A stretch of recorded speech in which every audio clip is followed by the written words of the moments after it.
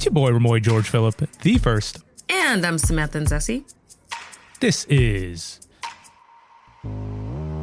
Masculinity.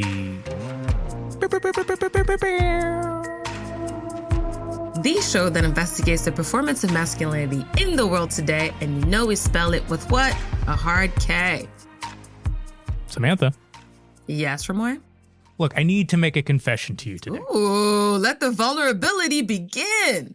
I love it. I don't want to admit it. I don't love admitting it, so just relax, okay? Yes, just go ahead and keep the authenticity going. This is the Of course, vibe. This is the energy we want.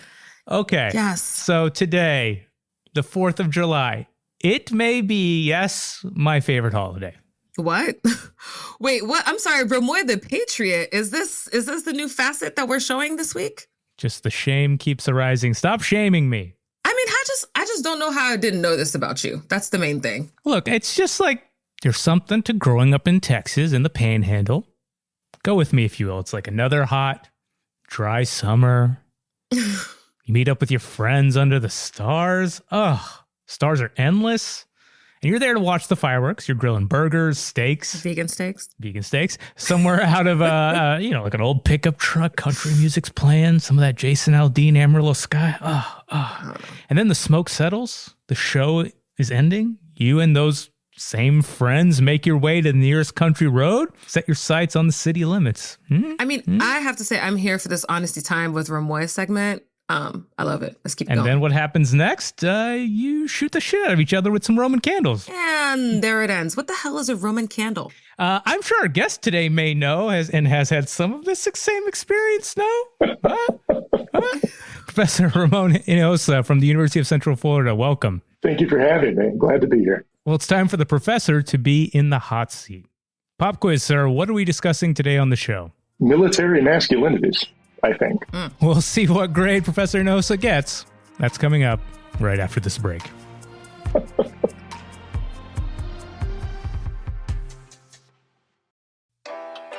Curious about next-gen men?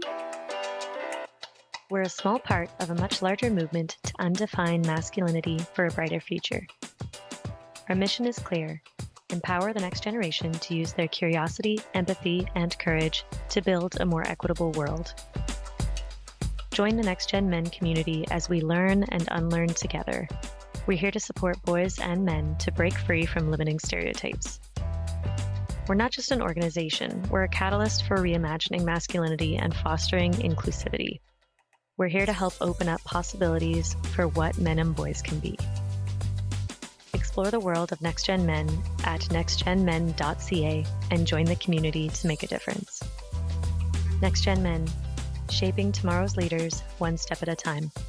Join us and help undefine masculinity and empower the next generation of men to lead with empathy and courage. Samantha. Yes, Remoy? It's your time to go back in time. Oh, is it? Okay, so you're in the DeLorean. Doors are closed, scissor doors are closing. The flux capacitor is spinning. All right, so I guess it's our 80s movie episode, everybody. 80s movies. Well, no, I'm actually not talking 80s. I'm talking the early 2000s. You're landing back in high school, maybe? Like you're what, 16, 17? What are you seeing like your classmates, your friends, the kids around you getting into? Well, growing up in Tracy, California, the burbs of the Bay. Ooh, Tracy, California, no idea. It's a whole thing. But yeah, a lot of football games, a lot of homecoming, Friday Night Lights. Just hanging out. Exactly. It's a lot like that. Maybe a little bit less like awesome, but yeah, it's a lot of kids in cars just going to the next Jack in the Box experience. Sounds eerily familiar. Maybe not Jack in the Box, but whatever. I'm wondering, were there kids around you actually thinking about joining the Army, talking about it, maybe like the ROTC? Oh, yeah. Yeah. I remember the recruiter coming. There were people who already knew that they were going to go.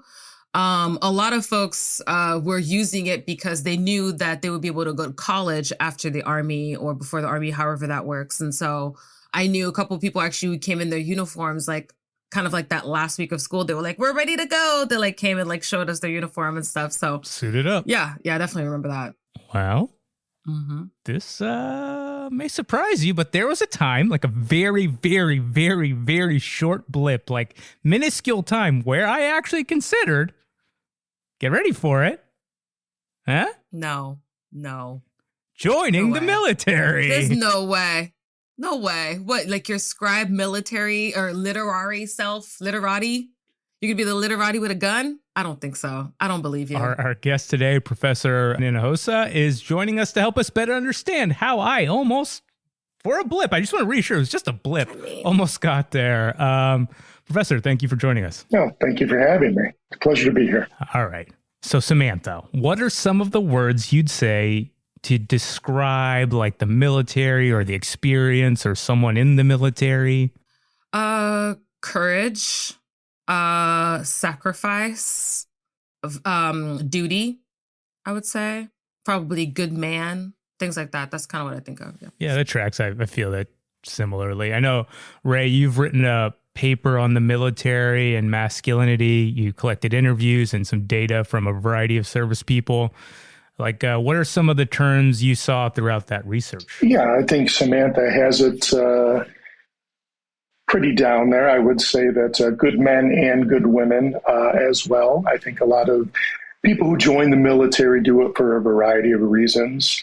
Number one is that they want to serve their country. So there's a good deal of altruism that goes into the decision to join.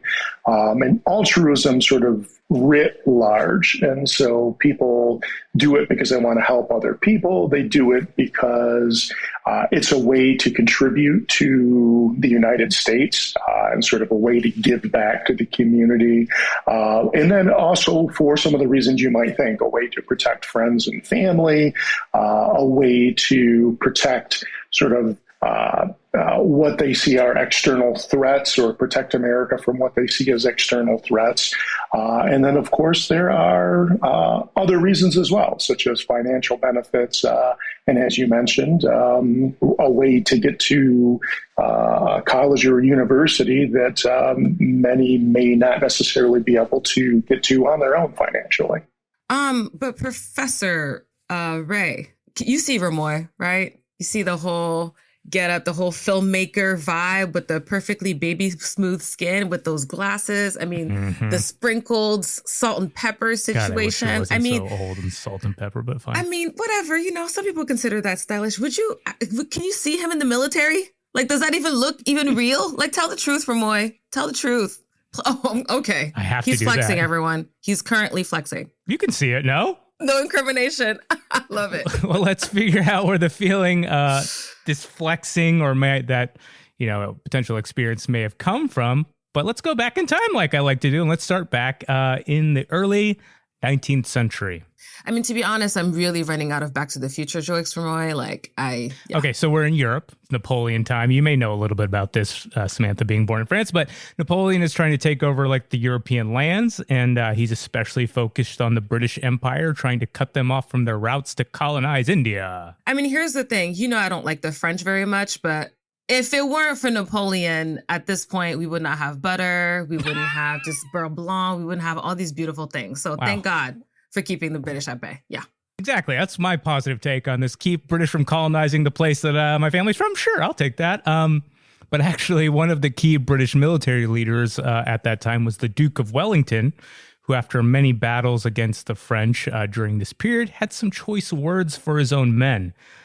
He would go on to call them at times the scum of the earth. Well, that's kind of interesting because, like, how would you call men who fought for you scum of the earth? Like, it's kind of different from what we were talking about earlier.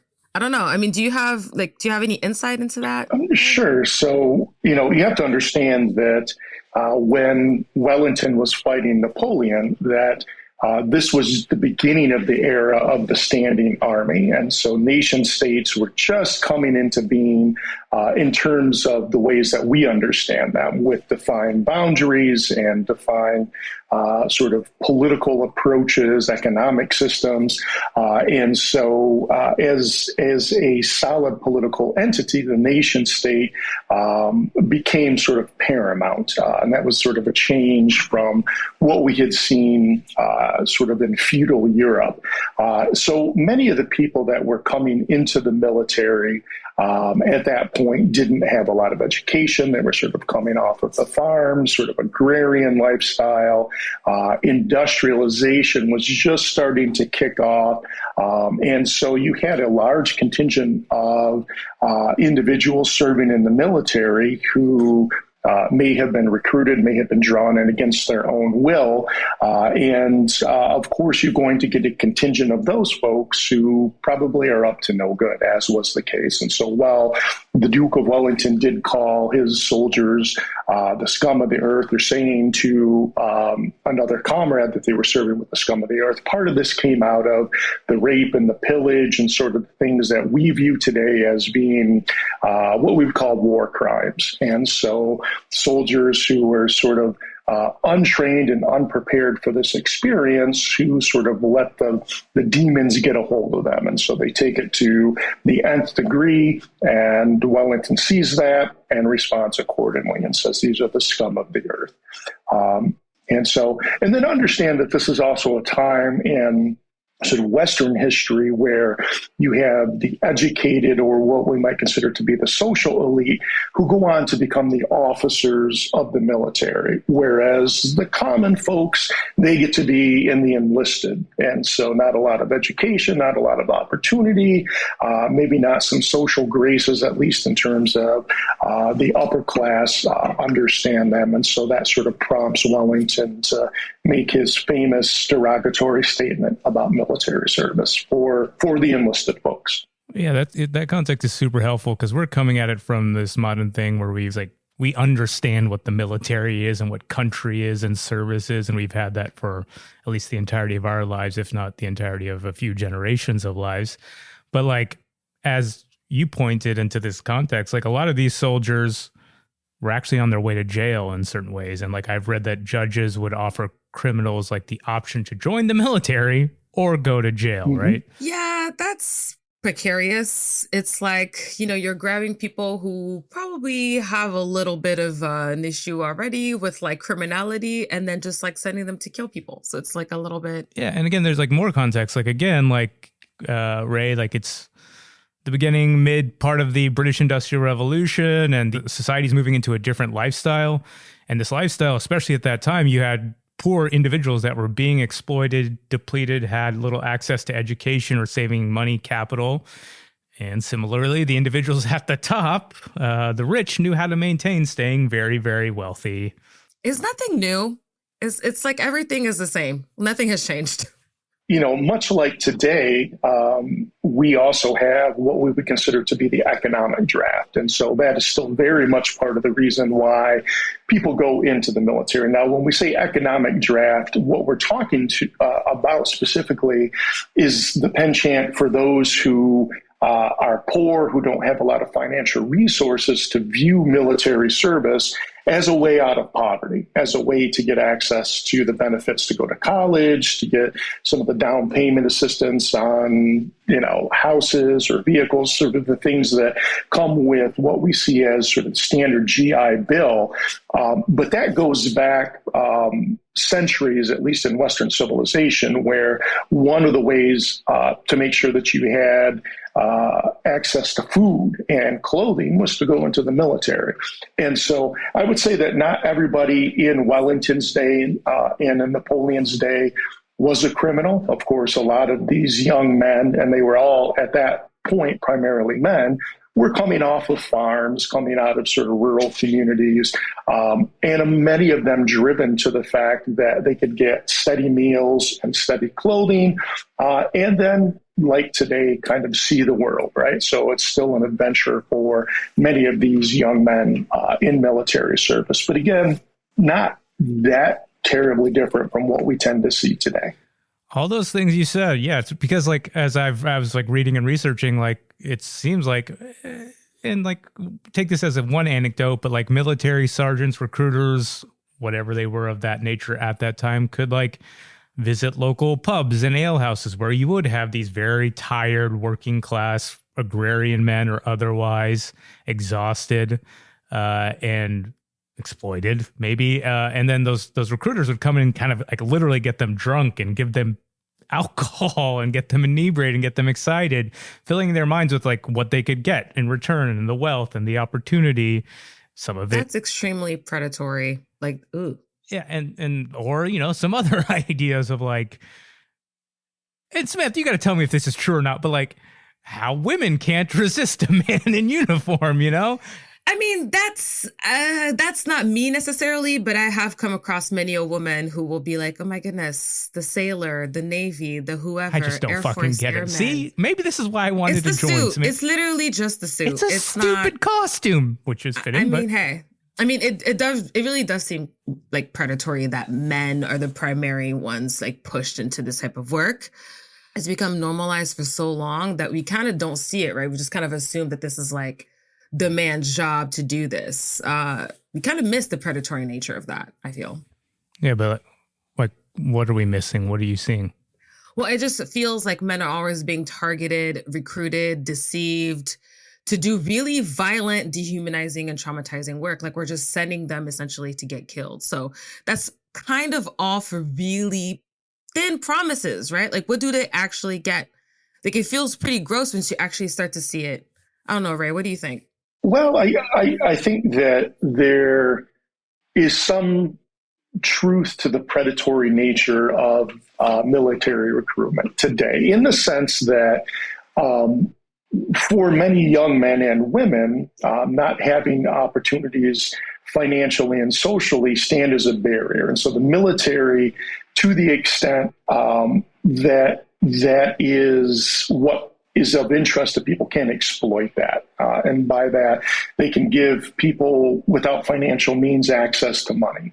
But then there's the whole status thing aside from that. And so when we talk about the recruitment of young men and women to do this violent work of protective service, we probably look at this as just part and parcel of American culture. And so rather than being predatory in nature, we might think of this as sort of central to how we think of ourselves in the United States as Americans and what it means to be American, namely, you know, protecting other people. And certainly there's a gendered element to this. So when you're talking about masculinities, you know, a core part of masculinities is the protection of other people, right? So seeing other people as in need of protection. And so therefore you tend to draw men not just into the military, but also other types of service work like police work or as firefighters or as security guards and border agents.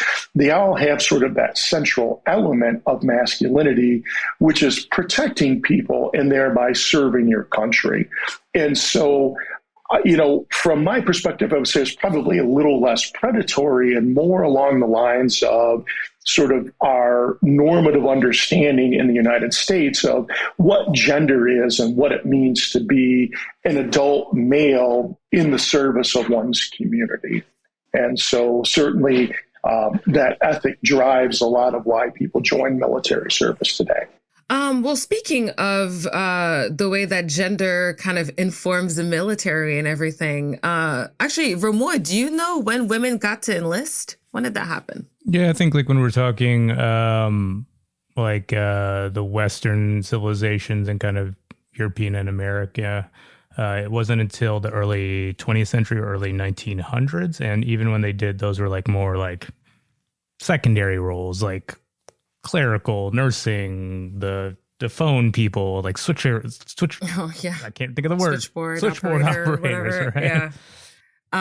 Actually, that kind of reminds me of that World War II poster. We're talking, Rosie the Riveter. Hell yeah, dog. That's right. That red lipstick, that scarf on the head, the flapper cut, but mostly the flexing. I mean, it's just an iconic poster. She's so hot. What a babe. Totally. I don't, I mean, you do have a type. I wish I didn't, but I do. I don't think it's a bad type, maybe in some ways, but whatever. You're only human. It's cool. No judgment here. Speaking of World War II, you're being born in France. Do you remember the invasion of Normandy? I mean, no, because obviously that happened before my time. But yes, I do know what D-Day is. Yes. Right. So yeah, Normandy is beautiful. by the way. D-Day, the day where thousands of Allied troops stormed the French beaches first thing in the morning. Soldiers running onto the shore from these like giant tank-like freighter boat things or dropping in via parachute, advancing across the beaches, being covered in gunfire and shelling. And just the sounds alone, like if you think about it, hearing all that gunfire and maybe like screaming and violence and pain, it's hard to like, it's easy to think about it like in a movie, but then to actually imagine you being a part of that, it just sounds so terrifying. It does. This is a little different though, right? Like these men aren't like, sought after criminals like back in the 1800s, right? No, like at least from what I understand from the American side, it was either individuals who signed up to serve or were drafted. Is that correct, Professor? Yes, that's actually correct. And many of the people that stormed the beaches of Normandy were volunteers. They had a very clear understanding when they joined that their task would be difficult. And I say clear understanding in the sense that not many of them have actually been in combat before. And, many of these young men were sort of new to the military. They had trained extensively for 12 months to 18 months in some cases. Where they had repeatedly made these amphibious landings or landing from, the sea onto land in these specialized craft to carry them ashore. And so I think that, that sort of speaks to our understanding of military service in that there's a bit of idealism behind it. In the sense that many of these men didn't quite know what they were getting into when they stormed the beaches. The combat was brutal. The experience stuck with these young men for the remainder of their lives. And in fact, at one point, Eisenhower had commented that Dwight Eisenhower was the supreme commander of Allied forces and in charge of the landings at Normandy. And he had actually commented that he wasn't sure that they could have done this with veterans who had experienced combat because they would have gotten bogged down on the beaches. It was only these young men, new to combat, still very idealistic, that they were able to carry off this particular assault. Yeah. No, I mean, it's such a harrowing thought to like think about. Actually, Samantha, do you have any idea how many American soldiers went through that brutality and died that day? Like 1,500? I don't know. It's one day. Yeah, 2,500. In one day. And they're all like 19, 20. Yeah, like the average age of those soldiers, like I've seen reporting, correct me if I'm wrong, Professor, but like it's 20 to 25 years old is like the average, but some historians are putting it more directly right at the number 20. So very young servicemen volunteering for this brutality and losing their lives for that. Yeah, I think that's the case. A lot of these men were fairly young, 18, 19, 20 years old at the time. Okay, and then America just kind of keeps doing the war thing throughout the rest of the century, right? I mean, Korea, Vietnam, the Gulf War, and those are just the ones that we know about. So, like, how is the U.S. getting men, honestly, these boys, these guys, these dudes to join? And is it the same now? Like, has it evolved? We as America, as the military, still tend to attract a lot of young people into the ranks. And so, again, going back to the status issue, right? It is one clear way of gaining status in society, right? People, as Samantha said at the beginning of the episode, when you think about military service, you tend to think about people who are courageous, people who want to engage in service to the community, to do a duty for other people, whether that's protecting other people, protecting the shores of America. Joining the military gives you all of that, right? It's like a toolkit that once you sign up and you put on that uniform, that's how people begin to see you.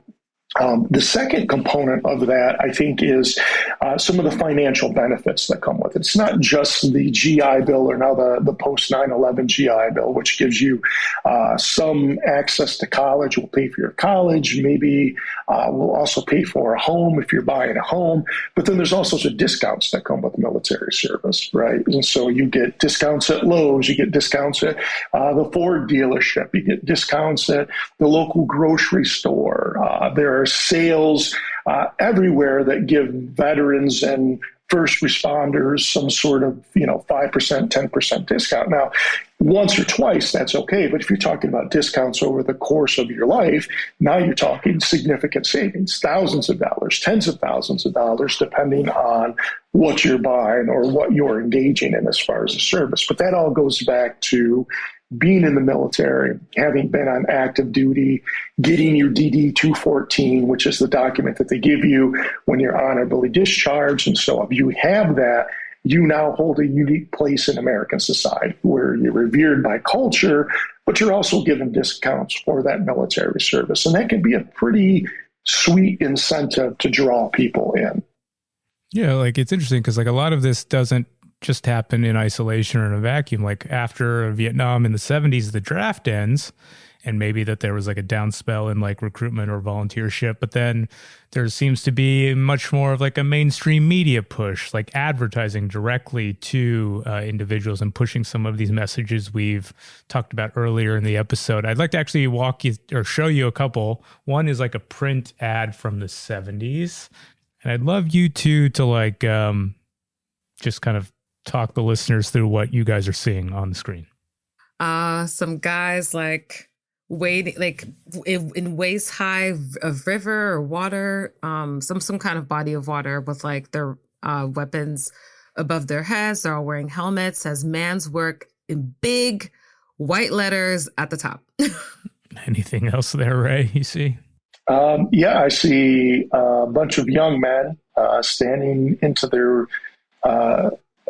up to their waist or their chest in water, holding their rifles high as if they're getting ready to be in the conflict.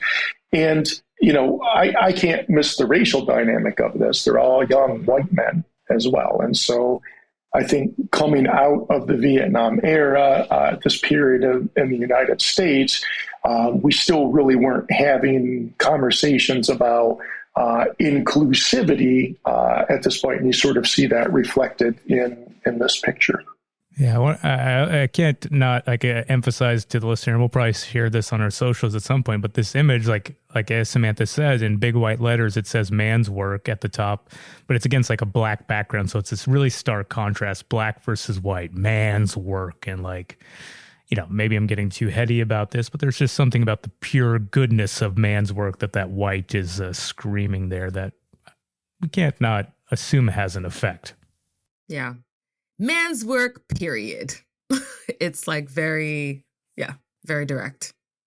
I think the other thing that to me is striking about this is that the military itself, less than 5% of all the jobs in military service across the branches is what we would consider to be the actual tip of the spear. Like the actual fighting gets done with these men with their rifles and their artillery pieces.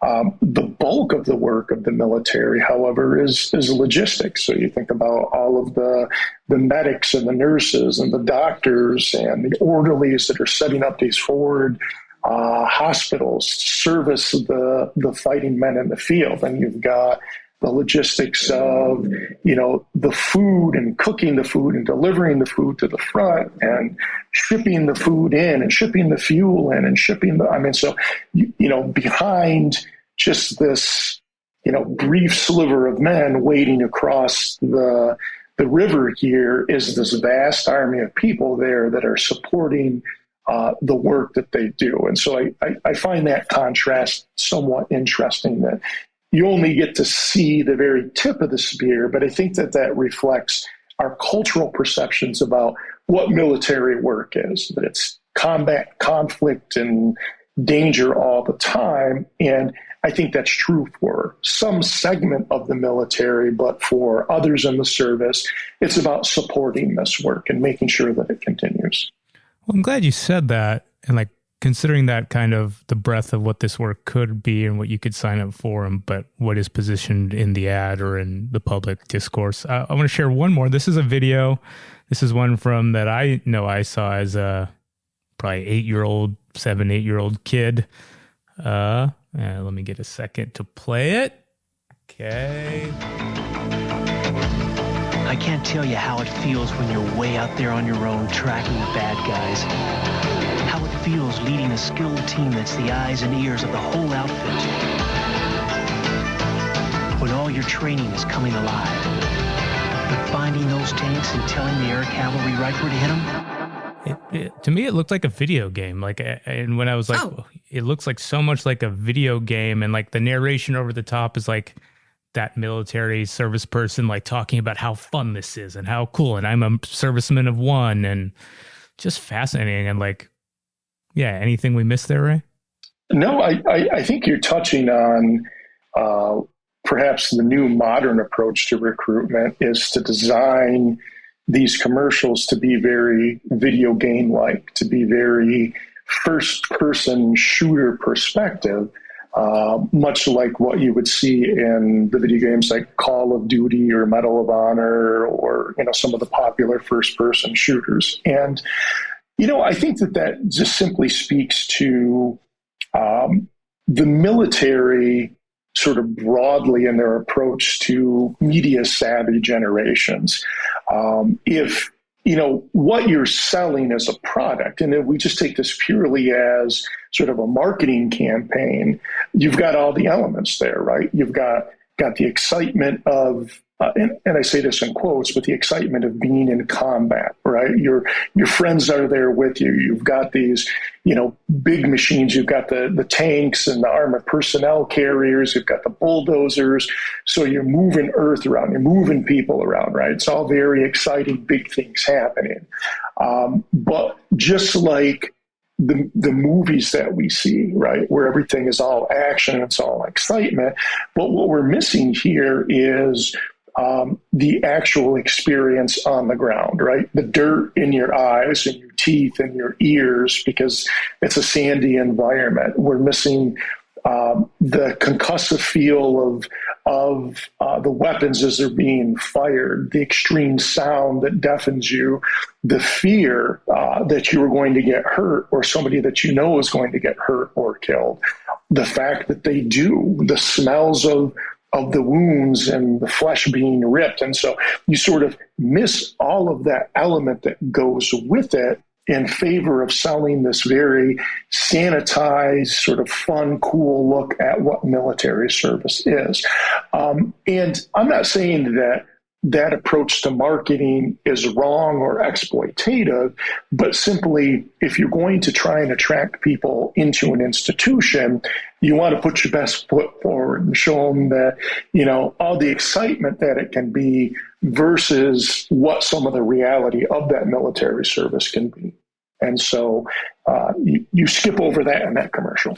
I think we also have to say, like, there's these advertisements and this kind of sanitized, highly entertaining, kind of visually arresting kind of methodology kind of has made its way into the movies, whether more recently or for a century plus time. And like the government and Hollywood have had a relationship, and it's safe to say it's all kind of, they're working together in some capacities. Yeah, honestly, as a huge MCU fan, I was kind of sad to find out that Iron Man was used as like a recruitment movie for the military. I don't know which branch of the military it was, but I was like, damn. And, Iron Man 1 is lit, but then also it's like... Fucking Marvel people. As entertainment, not for your life. Marvel kids, Jesus Christ. I mean, so Remoy, is that some of the messaging that got to you? No, I hate Marvel. Well, maybe not Marvel, but like these Call commercials. Call of Duty scares me. Like, yeah, me too. No, I mean, for me, it's like, it's kind of very simplistic. I grew up in Texas. I grew up in a very dry panhandle, country music, country boys, wear your Wranglers, maybe not cowboy hats, but your little college football hats, and movies and songs that glorified the military. A lot of Jason Aldean, a lot of Kenny Chesney. People know out there. No, they don't. And, celebrated this kind of lifestyle or this kind of choice in these institutions, for better and for worse, maybe. And then, but what specifically happened for me is like 9/11 happened. And like we kind of touched upon this. I remember so vividly, like the day it happens, and me and my small town Texas friends, we drove to the nearby Walmart, got American flags, like put them on our cars and outside our parents' homes. And like, Wow. yeah, that's what kind of captured. I remember for like days, like thinking like I was working like a dishwashing job at this pizza place in the mall. And I was just like mindlessly washing dishes and be like, wait, do I sign up for the army now? Like, I think I got to fight for my country against evil. That lasted a short period of time because then the racism that I experienced soon after dramatically escalated and then counteracted all those messages, probably for the better of my livelihood or future. Maybe, I don't know. Yeah, I can imagine that afterwards, it's like, who are people talking to? Is it the Texan in you? Is it the Indian kid in you? Like, I feel like that must not have been fun. I'm sorry, friend. No, it's cool. I memean, it's not cool, but it's the experience that we have that shape and form us. But similarly, like I did have friends from high school, acquaintances that joined the military. I remember one acquaintance, high school friend who he shipped off to the Middle East. Wait, so how old was he? This was like right after high school, 18. Oh my God. Yeah, and like, yikes. And I'm not trying to like romanticize or sensationalize in any kind of way, but I was still working at the mall when he was like, came back from time to time and I'd see him and he was just a completely different person. He just was a shell of himself and very uncomfortable in public spaces. And it was just really sad to see. And especially as me being like 18, 19, 20 by this point, just not knowing how to like reconcile some of this. Yeah. I mean, he doesn't even know himself yet, I guess, in a way. You know, if you're going at 18, 19 and to have experienced that much trauma, physical, mental, emotional trauma, like in the worst possible place, right? When you're that young, like I just can't imagine. Yeah, that trauma and like healing. Actually, Ray, you've done a lot of work researching and studying how to help individuals, men who come out of this experience. Let's dig more into that in our next segment. Cool? Sure. Please, yes. Let's do it. That's right after this break. Okay. I actually found out later by a friend that Matthew tried to kill himself after that. What does it look like to go from a perpetrator of violence to an undaunted ally for those who are vulnerable? So, I mean, that made me feel really guilty, and I couldn't eat anything, I couldn't sleep, I couldn't do anything. I mean, I thought I deserved what he got.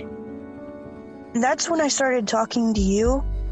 This is the story of Lewis, a 12-year-old who went through a remarkable transformation to become the young man he is today. It's also one of the most powerful things I've ever recorded as part of Breaking the Boy Code, a podcast centered on the inner lives of boys and what it looks like for parents and educators to raise the next generation of men. Created in collaboration with Next Gen Men Podcast Network, listen to Breaking the Boy Code podcast wherever you get podcasts. Welcome back. So Samantha. Yes, Remoy? As an only child, I must say about myself, I am getting so much better at sharing. I am so proud of myself. Jesus Christ, I'm the man. Wow. Are you? Are you getting better at sharing? I don't know. You've been with me. Correct me if I'm wrong here. Like the last few times we've done this, or like the last time maybe, or 2 times. I don't know. But like this 5 questions segment bit, like I've been sharing it with you, no? I don't really know if that's what counts as sharing, but you know, sure, you're very evolved, Remoy. Well, yes. Ooh, I am very evolved. Let's do some more sharing. You know, we have Professor Hinojosa with us. Ray, we're going to ask you 5 questions, and afterwards you get a chance to ask us a question. So that should be fun. Yeah. So we'll ask you 5, then you get 1 question for Samantha, maybe why she thinks I'm the best person in the world, the most evolved. You know, it's interesting because you do this every week, and that question is still about the podcast. It's still about masculinity, Remoy. It's still not about you. Well, it's kind of about me, but anyway, let's dive into some of these questions, and I'll be evolved. Samantha, you take the first one. Oh, thank you. I guess my question is, what have you learned about how to support men through the trauma of war and the military? Ooh, that's a great question. I think first and foremost, we have to remember that men are human beings, and they are human beings with a full range of emotional expression. Even if they don't always know how to express it well, those feelings are still there, right? Anger, fear, shame, concern, anxiety, all of the things that come with having big emotions. And so I think the main thing is just recognize that each person is likely to have experienced combat or combat deployment somewhat differently, and just listening to those experiences. So you definitely have to individualize your approach to providing any sort of support services. I would say that the second thing is that it's very difficult for young men and even young women who have had this experience to share it in any great detail with people who haven't had this experience. And part of it is just, the nitty gritty of what it means for individuals. So for instance, there is, I think, general recognition that combat deployments can also come with the experience of trauma. But part of that traumatic experience comes from some of the mundane things that happen. And I say mundane, but the mundane things that happen when you're deployed, namely that you're taken out of an environment that you're very familiar with your social networks that you're very familiar with. And now you're thrown into an environment where you may not know the culture, the peoples, the traditions, maybe not even the religious experiences or philosophies behind this. So it's a vastly different world, something that sociologists call culture shock, right?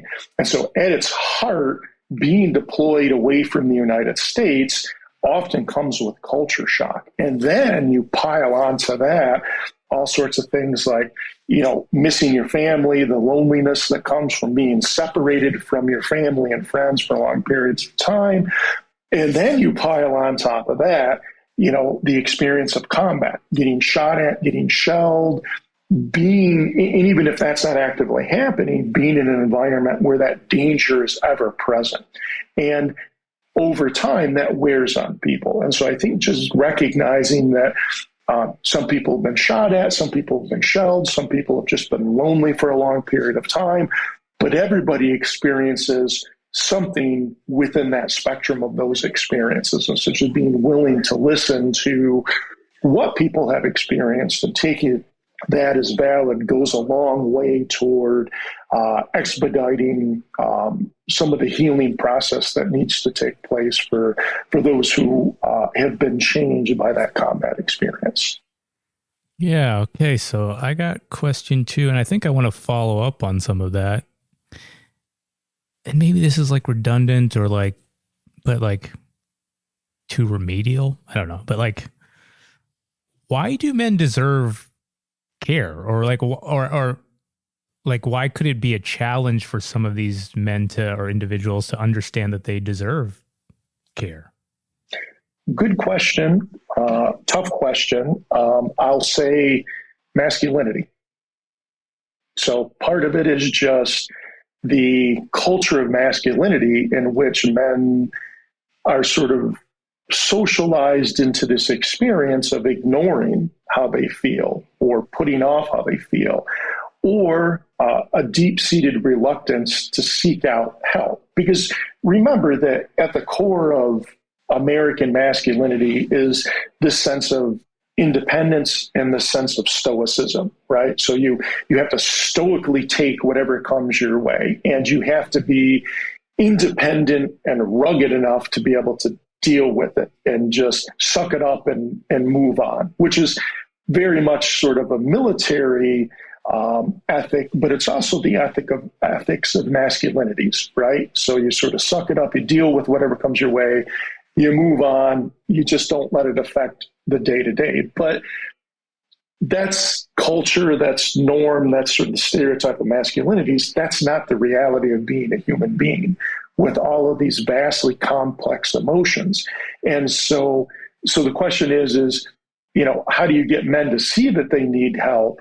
I think through, so the Department of Veteran Affairs does a very good job with their suicide awareness hotlines, in recognizing that it does take a certain degree of toughness to reach out and ask for help. And so if you think about that ad campaign, that's really all about playing into masculinity, right? That if you need help, you're the tough one. And it takes the strength of a warrior to reach out and ask somebody for counseling services. And that's a very purposefully directed approach to getting men to understand that it is okay to reach out and ask for assistance when one needs it.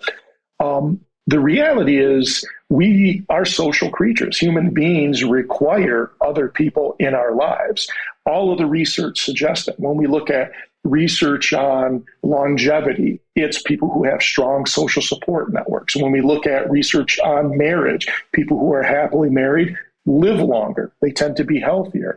That research at its core tells us that human beings require that social connection, which is to say that if we talk about things like masculinity and toxic masculinity, it's those who want to remain independent and reject help from others that are probably going to do the worst over time. They'll probably have shorter life expectancies, in part because they're not getting the assistance that they need. And so I don't want to go too far afield from the questions that you asked, but it does get tangled up with questions of gender and questions about whether or not the individual, as they're doing gender, can get beyond those gender norms to actually get the help that they need for any psychological difficulties that may result from any sort of combat deployment or deployment experiences that they may have had. And it's difficult enough to overcome it when young men are in their 20s or late teens and 20s. Imagine now men being in their 40s and 50s, sort of set in their ways. I know better. I've done masculinity my whole life. And so now we've got this whole generation of warriors that have been deployed maybe several times and come back. And they're out there working jobs and maybe ignoring the fact that they do need some help. Or maybe they've reconciled it and moved on. Hard to know. I can't help but remember something that you wrote in your dissertation, Recruiting the Self, the Military, and the Making of Masculinities. You kind of dive deep into this concept of self as object, right? And it feels like a lot like masculinity with a hard K to me. And so, I wondered if you could break that down in simpler terms, like what is it exactly? And why is it crucial for everyone to kind of understand this idea, especially for someone who might not be familiar with kind of like the academic, like erudite language that is used in the dissertation, aka someone who listens to a lot of country and flies American. Wow. Wow. Hey, man, I'm a patriot, bro. Not of the New England variety, but I'm a patriot. JK, you're literati. You're still literati. All right. Okay. So if we think about the self as an object, an object is something that we can work on, that we can change. And we can change it as simply as putting clothes on. Right. And so we know our identities are tied to our sense of self, and you can see it in the way somebody dresses, right? How they present themselves in public, the clothes that they're wearing, how they style their hair, whether they're wearing earrings or not, whether they have, a nose pierced or a lip pierced, whether they have visible tattoos. And so we're literally taking the body and treating it as if it were an object and changing it in accordance to how we see ourselves and how we see ourselves relating to other people. And so by that, I mean, if all of our friends are into dressing like goth, right, then we might paint our faces and we might wear dark clothes. Similarly, if all of our friends are into the business world and business casual is the norm, then we can imagine the style of dress that our social network might engage in.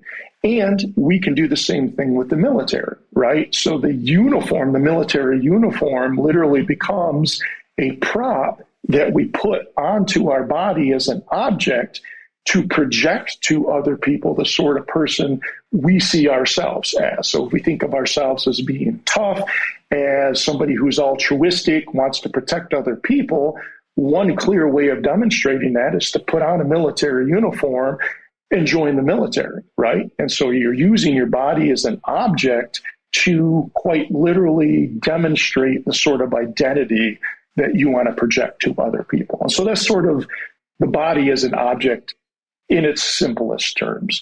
Although it goes a little bit deeper than that, because identity and identity construction isn't about just what you do with your body, right? It's about how you think. It's how you think about yourself, and it's about how you think about yourself in relationship to other people. And so if it's important to you as an individual to demonstrate to others duty, honor, service, toughness, then the military is a route, a very clear route for doing that. But then you might also get on a football team, right, and do that. You might also join Golden Gloves boxing and do that as well. So there are a number of ways you could use your body as an object to demonstrate these qualities. But my work tends to center on the military as the use. And so we might think about the institution itself as a resource that people can use to demonstrate the sort of identity they want to construct and how they want people to see them as an individual. There's so much there because, sorry, I know it's your turn to ask a question, Remoy, but I just have to say, like, you know, men who are like profiled as maybe criminals, even though they're not, right? Like, you know, like by POC men and stuff. And, you know, what that putting on that uniform kind of signifies, you know, going from being stereotyped as one particular thing to then having this uniform on and then people viewing them differently. Sure. I think the way society sees you becomes can become a benefit, right? It's about seeing a status.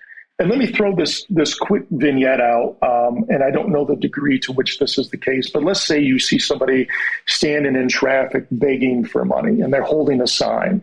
And so the folks that tend to get the most sympathy are the ones that hold up signs that say, you know, I'm an American veteran, or I'm a veteran, help out. And so the reason that works is because of our cultural penchant to support people in the military. So we just have a greater degree of sympathy and a greater degree of leeway to give to somebody if we believe they have been in military service because of the cultural meanings of that today. Okay, so we're talking about identity. We're talking about costuming. We're talking about how I don't wear a uniform so I don't get the attention of women. Fine. But I do wear some glasses, and I often wear some very critical glasses, but I want to take those off.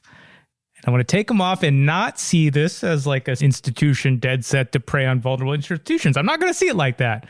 But Ray, I just need you with your, you know, like sociologist hat on, your academic lens on. Pitch me, like just convince me on the positive, beneficial role the military can play in a society. Please, the floor is yours. Sure. So I will say, aside from the potential identity benefits, aside from giving people a purpose and feeling like they're part of something bigger in the community, we can also think of the military as an institution and all of the things that it has given society, namely pushing all the cutting edge research that has led to wonderful things like duct tape or automobiles or mass-produced washers and dryers and appliances, or cell phone technologies or satellite technologies that allow us to stream things like podcasts or conversations or Netflix, right? So those are all technologies that have come out of the military, but now you're talking about sort of institutional level products that are driven to some degree by all of the millions of individuals who have joined the institution over the last century. And so it is quite literally the collective effort of the human endeavor that has given us all of these wonderful technologies. Now, that's not to say that it isn't bad for some people, that some people don't end up physically destroyed, not just, of course, killed, but maimed for life, requiring a lifetime of care through our healthcare system. That certainly is the case. Or people end up psychologically damaged as a result of it. But these are all the things that come with the military service, the good and the bad, the benefit and some of the real problems that come out of military service. As somebody who studies the military, I don't want to come off as sounding as if I'm a big military cheerleader, certainly because it does have a lot of problems, and I have seen it destroy people's bodies and minds and families and the social fabrics of society. On the other hand, there are some distinct benefits that come with it. And so I know that doesn't exactly answer your question, Remoy, and I'm sorry about that. No. I think, like, jokes aside, I think we can hold multitudes, and I think us two specifically in this show, like, tries its best to hold multitudes, even when it's very challenging for me, because I want to just the systems of power and control and the gear, and those who are at the top of them seem to have those, but maybe I'm wrong. We still get some benefits and we get some positives, and we can hold those. So thank you for, pushing me, us maybe, or maybe just me, to hold some of those multitudes. That was my last question. This is your last one, Samantha. Get ready for it. First of all, I just have to say, like, the fact that I don't have to beat my clothes against a rock to wash them, that's due to the military. I did not know that. So, like, that has opened up my whole world. Just that whole thing is just, like, real. So, but yeah, I guess my last question for you is, and I feel like there's been a little bit of talk on that, but just to bring it home is, what is the impact of the pressure of this duty, right, on someone so young? We've been talking about 19-year-olds, 18-year-olds, Remoy's friend. How does that impact them as they become men beyond the military? Excellent question. I would say just generally it depends. I mean, that's got to be the answer for everything, right? Depends on the individual. For some individuals, it can be quite beneficial. And so there are few institutions in the world that would give millions of dollars of equipment and put the lives of 10 or 12 people in the hands of somebody who's 21, 22. And so I'm thinking about young officers, young NCOs, people who are literally running the missions on the battlefield. So the military is young, but it is also managed, middle management, by all of these young men and women as well. And so I think for some people, that responsibility of lives and materiel is life-changing, right? They get out of the military at age 23 or 24. They've been in conflict. They've run large logistic missions. They're ready to go manage the corporation, right? They're ready to manage the business, ready to manage the road crew, the wood shop, whatever it is that they decide to go into, or manage college. And of course, the higher you get in the food chain, the higher your rank as an officer, the higher your rank as non-commissioned officer, the greater responsibility you have. So that's one end of the spectrum. The other end of the spectrum is that it can destroy somebody completely, right? It can completely tax any of the mental resources they have. It can cause anxiety. It can cause lifelong trauma.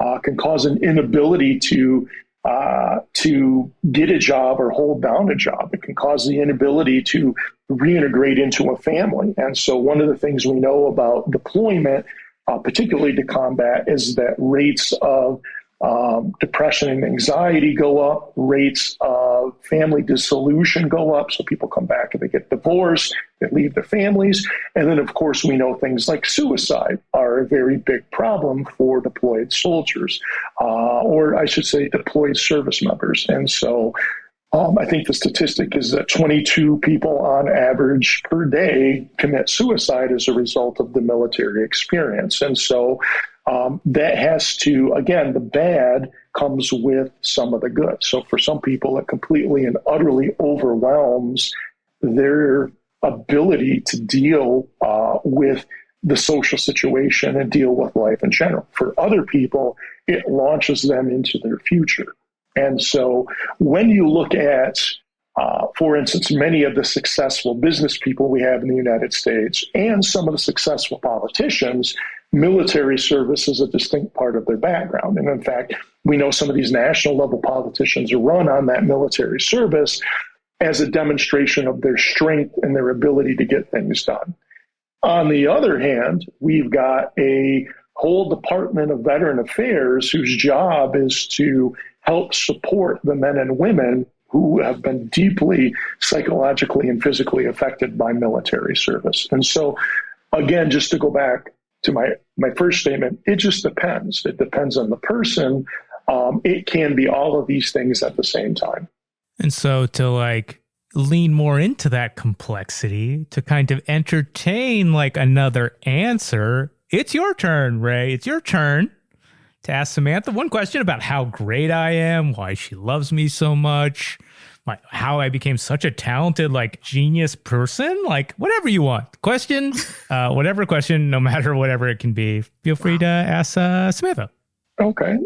Samantha, I'd like to know how you came up with this fantastic idea for a podcast. Tell me how this was your idea, your brainchild, how you put this into action. Oh, thank you. There was this case of a Stanford swimmer case, Brock Turner, raped this woman who was unconscious. In general, there was just like this rallying behind this man who had committed this crime. And I was like, I don't understand why everybody is so okay with this.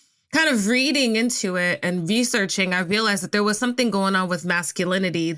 The motivation was really trying to understand how can men be liberated from those prescriptions, from those expectations, so that there is less violence, there's more liberation. And honestly, it sounds corny, but harmony. Like, I just want to be happy, No, I think those are excellent questions. And as you both figure out the answers, please keep me posted. I'd like to know how we can make this a more harmonious sort of society.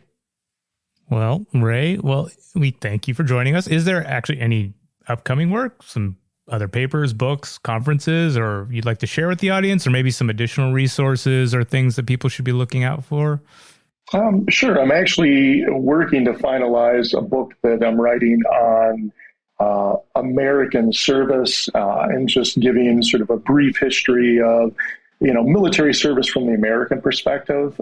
And then, of course, some of the later chapters will deal with some of the outcomes of that. Now, whether that be psychological outcomes or some of the physical outcomes, whether it be musculoskeletal issues or cardiovascular issues that result from military service. And so I've been busy working on that for some time. So hopefully in the next couple of weeks, we'll get that finalized and get that out. So. That's awesome. Congratulations. We'll be, keep us in the loop, but we'll also share about that and blast that wherever we can. Okay. Well, thank you both. I appreciate that. Thank you. Thank you. Well, who knew there were so many positive outcomes to the military that we didn't know about? I mean, the gift of podcasts and Netflix, maybe Marvel even. Jesus Christ, the multitudes, the ironies we have to hold. Yeah, seriously. And I have to say, I may look at Marvel with a bit of side eye now. I mean, I don't know, but for the audience, we would love to hear how this has changed your view or reinforced your view on the military. Was this interesting? What do you want to know more about? Let us know. All great questions to mention on a future Beneath the Mask episode with Ray. But in the meantime, slide on over to where you get your podcast and give those stars. 5 stars, 5 stars. Yes, please. And if you missed the show notes on our website, just be sure to follow us on all the socials. We're at Masculinity Pod on Instagram, Twitter, and Facebook. That's Masculinity, always spelled with that K. And we would love to hear from you. Well, folks, until next time, it's your boy, Remoy George Phillip, the first. And I'm Samantha Nzesi. Thank you so much for listening. Peace. Ciao.